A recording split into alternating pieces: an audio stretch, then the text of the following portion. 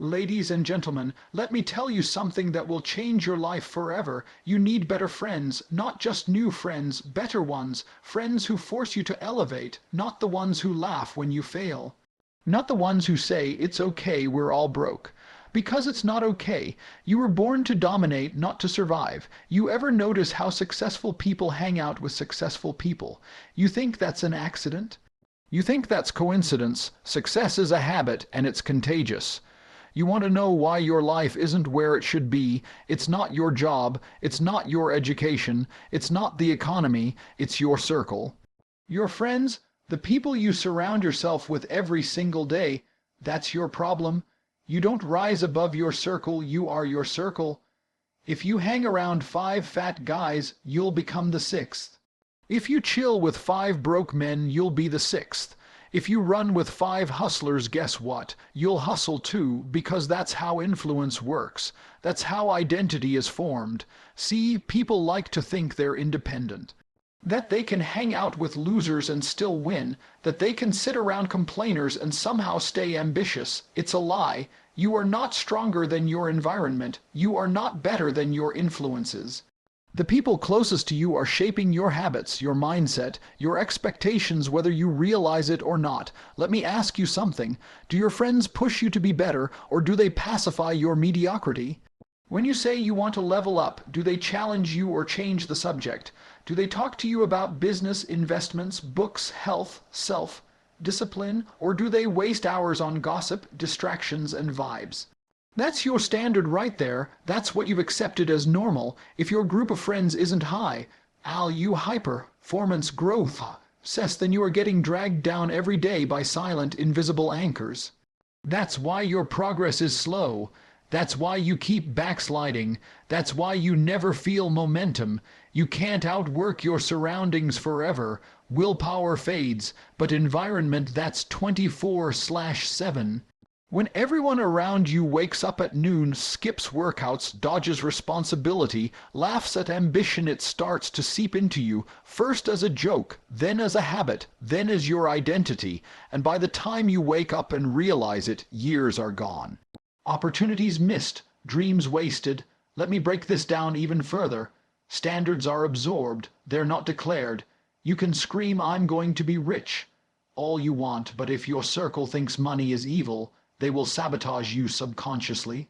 You can say, I'm going to be disciplined, but if your boys spend 5 hours a day gaming, partying, scrolling TikTok, or hitting the club, you'll end up doing the same, not because you're weak, but because humans are tribal. We crave belonging, and when your tribe is trash, your identity follows. Now you may say, but I've known these guys for years. That's cute, but loyalty to people who hold you back isn't noble, it's self-sabotage. You were not put on this planet to stay loyal to mediocrity. You were put here to dominate, to grow, to conquer, and if that means walking alone for a while until you find a stronger tribe, so be it. I'll tell you this from experience. When I upgraded my circle, my life exploded. I stopped hearing the phrase, that's impossible. I stopped getting laughed at for dreaming big. I stopped being surrounded by men who needed motivation to do the basics. And you know what happened. My energy changed, my goals got bigger, my urgency got sharper.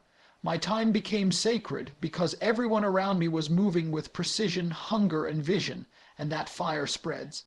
You don't need more motivation. You need better friends.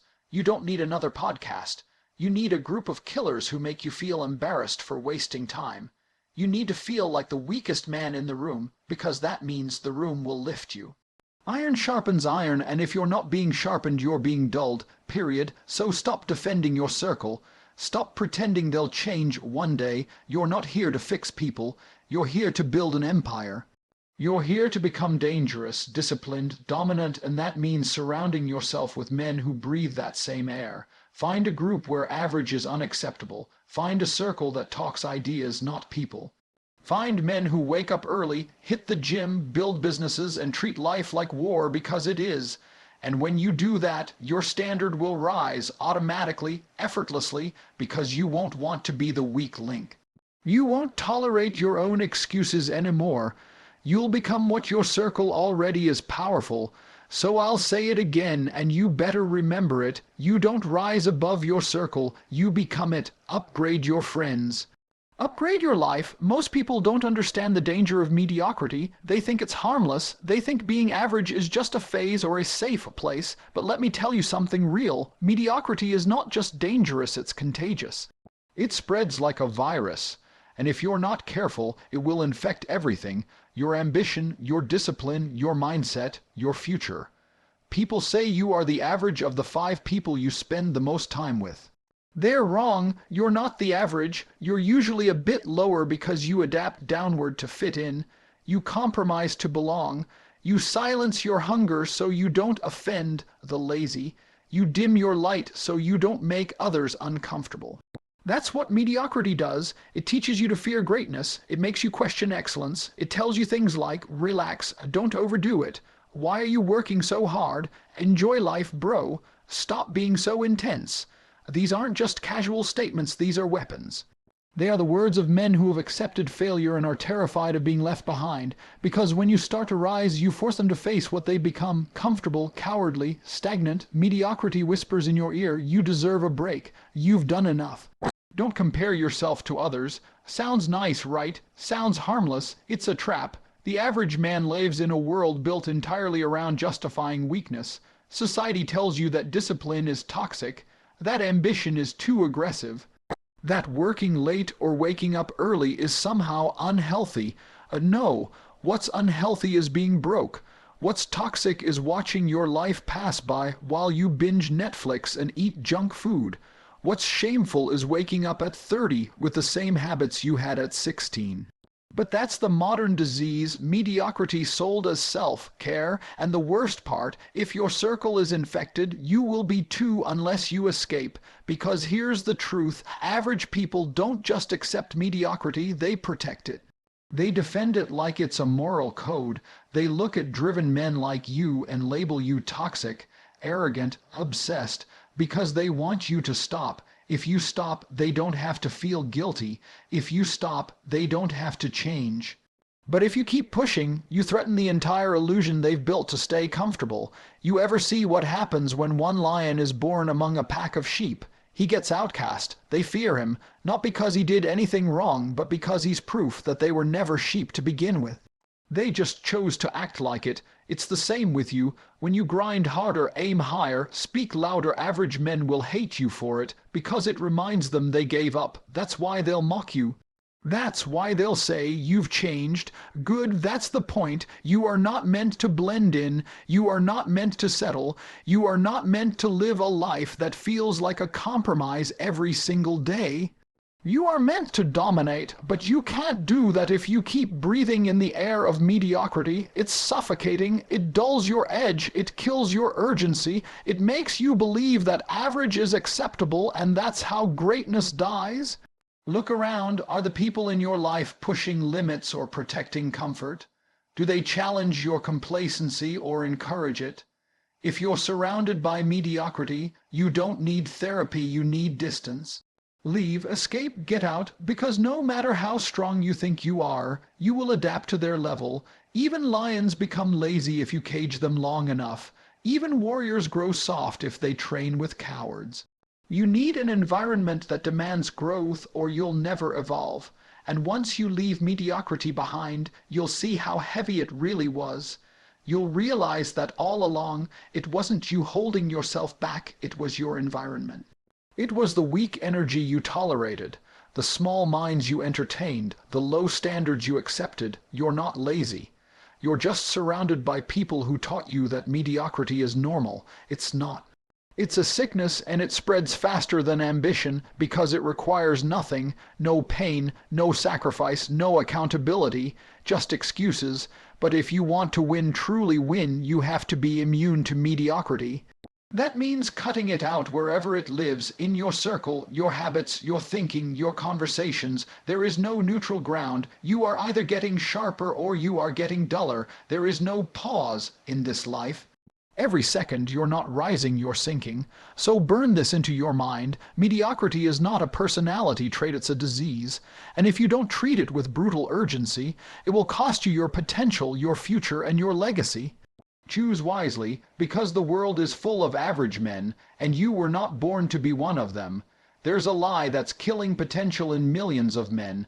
It's the idea that friendship means comfort. That real friends are supposed to understand, to accept you as you are, to never challenge your behavior, your habits, or your mindset. That's not friendship. That's sabotage dressed as support. Let me be crystal clear. A real friend doesn't make you feel good all the time.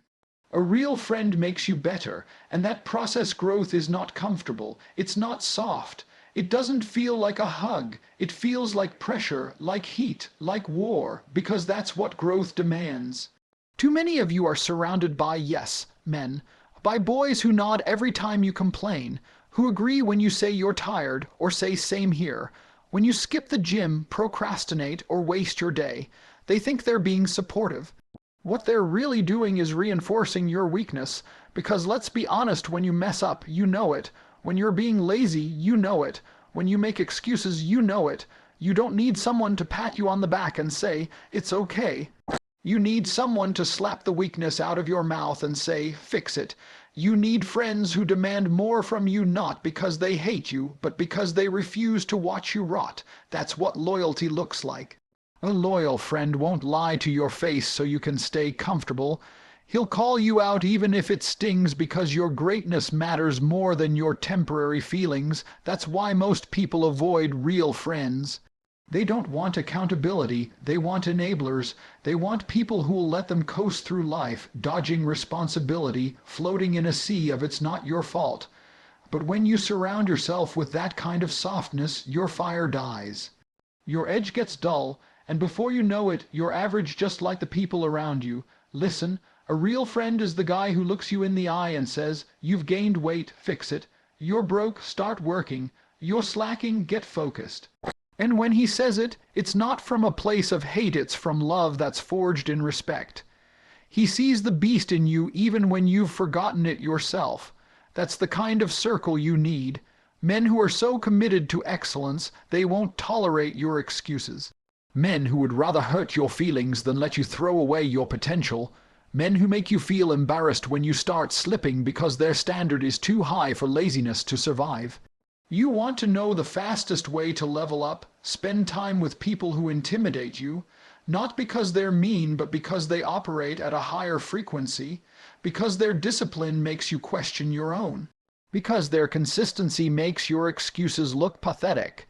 When you're around real friends, killers, builders, winners, you stop making weak decisions, not because they tell you to, but because their example makes weakness unacceptable. You skip the junk food because they eat clean. You get to the gym because they're already there. You work late because they're still grinding. And suddenly, your old habits start dying, not from effort, but from exposure. That's the power of real friendship. It doesn't allow mediocrity to survive. It doesn't entertain whining. It doesn't participate in your pity party. It drags you out of the mud, kicks you in the chest, and says, get back up.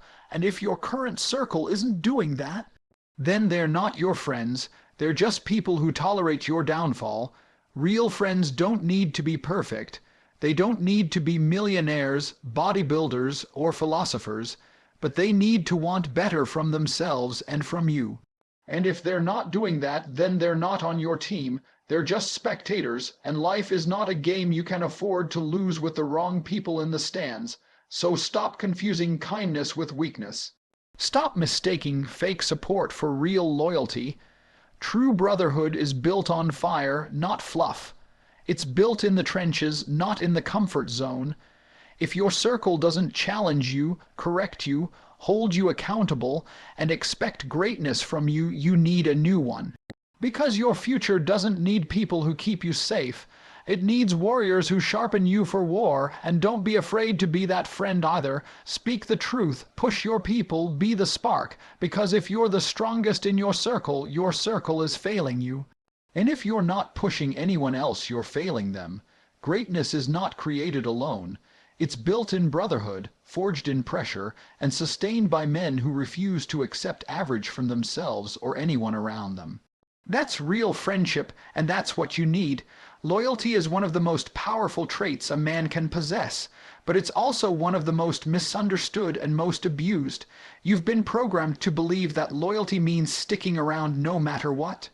That once someone's in your circle, a childhood friend, a cousin, a teammate, you owe them blind allegiance, you owe them your time, your energy, your presence, even if they're lazy, even if they're toxic, even if they've quit on themselves.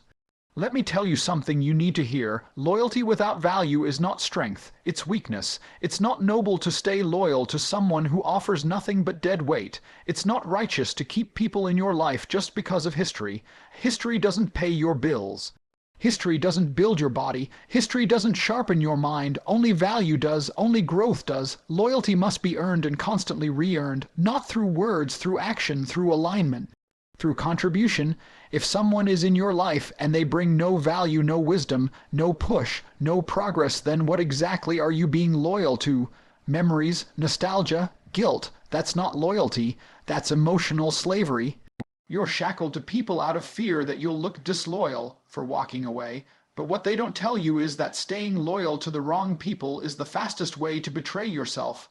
I've seen men stay loyal to their friend group and never make it out of their city. I've seen men stay loyal to a circle that clowns them for trying to improve, mocks their ambition, and shames them for trying to win. I've seen men stay loyal to weakness and rot in it for decades. That's not brotherhood. That's not honor. That's failure. You were not put on this planet to babysit grown men who refuse to evolve.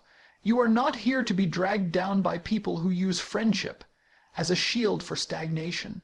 If someone doesn't bring energy, clarity, loyalty, honesty, ambition, and value to your life, you are not obligated to keep them.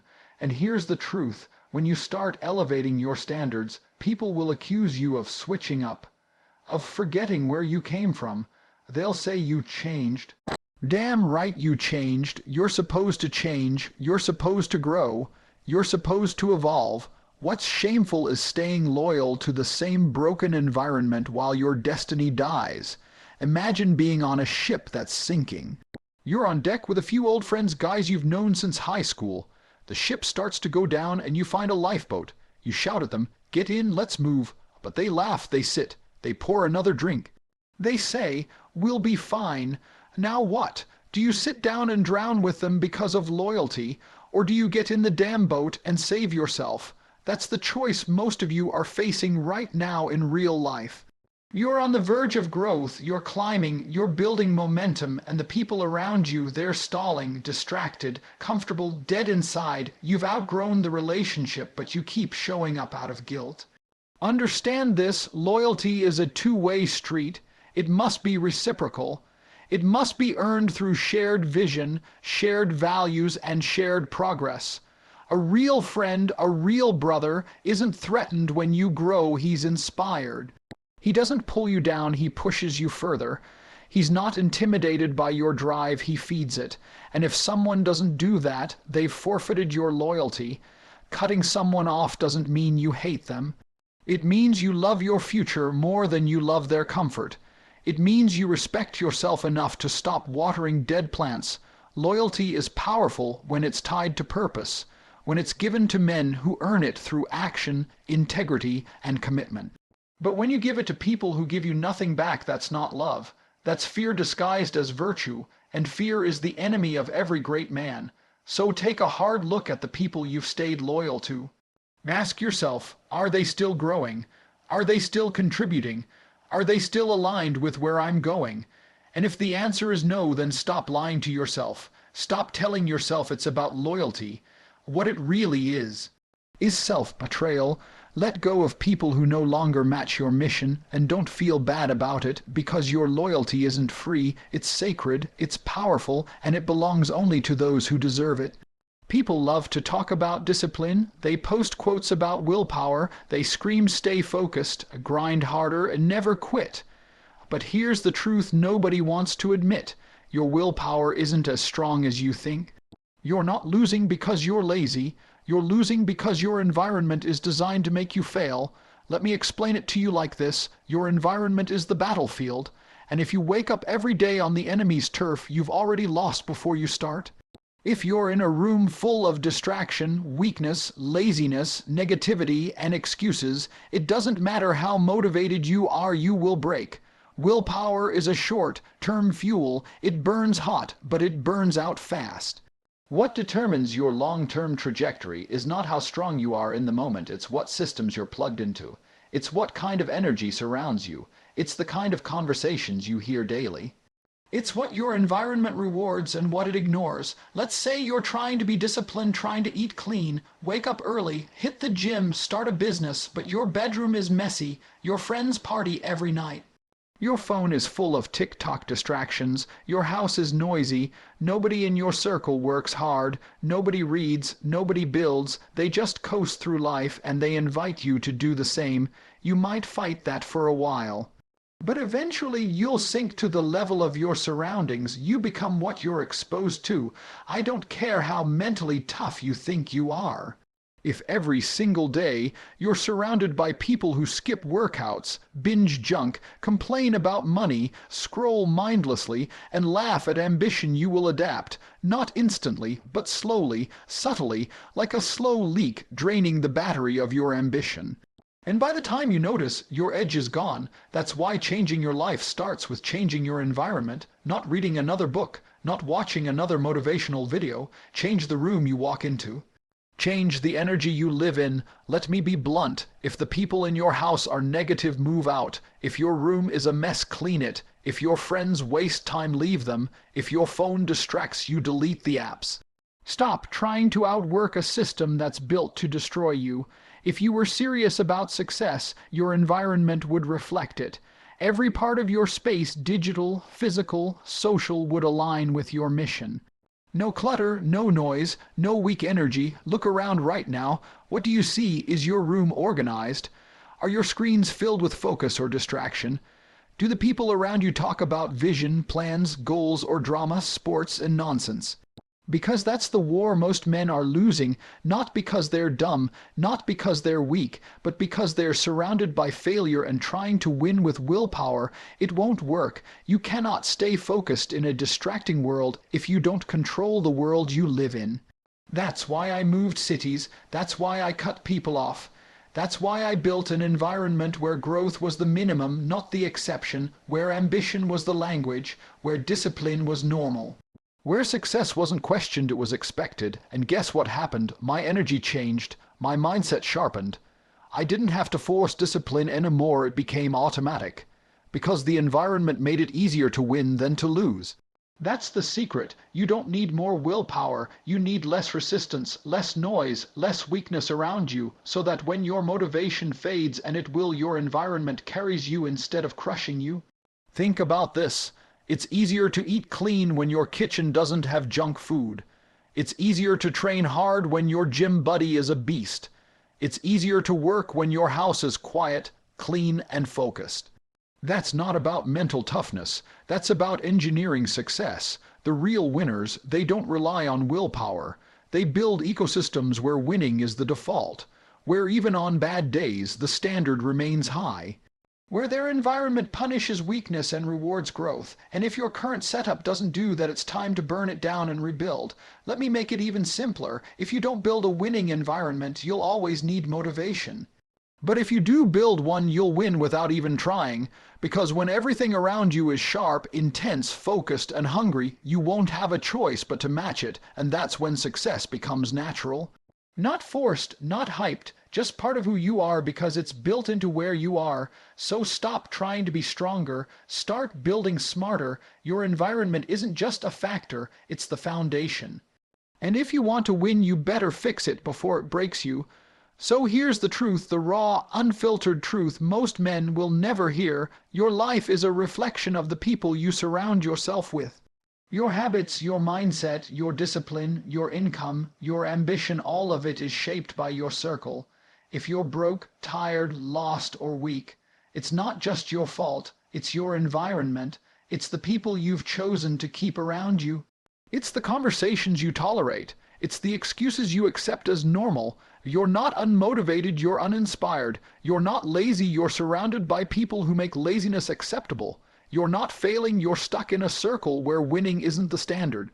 Every moment you stay loyal to mediocrity, you betray your potential. Every day you hang around people who don't demand your best, you lose time you'll never get back. Every time you ignore that gut feeling telling you I need better people, you stay trapped. It's not about cutting people off out of hate. It's about walking away out of love for your mission, your family, your legacy, your future. You need better friends, friends who push you, not pacify you. Friends who hold you accountable, not enable your excuses. Friends who sharpen your edge, not dull your drive. You need warriors in your corner. You need lions, not sheep. You need men who make you rise just by being around them. And if that means walking alone for a season, walk alone. Because walking alone with purpose is 100 times more powerful than walking with a crowd going nowhere. So ask yourself right now, does my circle make me sharper or softer? Does my environment fuel my growth or feed my comfort? Do my friends call me to greatness or let me sink slowly into average? If the answer isn't what it should be, then change everything. Raise your standard. Redraw your circle, rebuild your environment, and never apologize for it, because the world is full of average men, but you were not born to be one of them.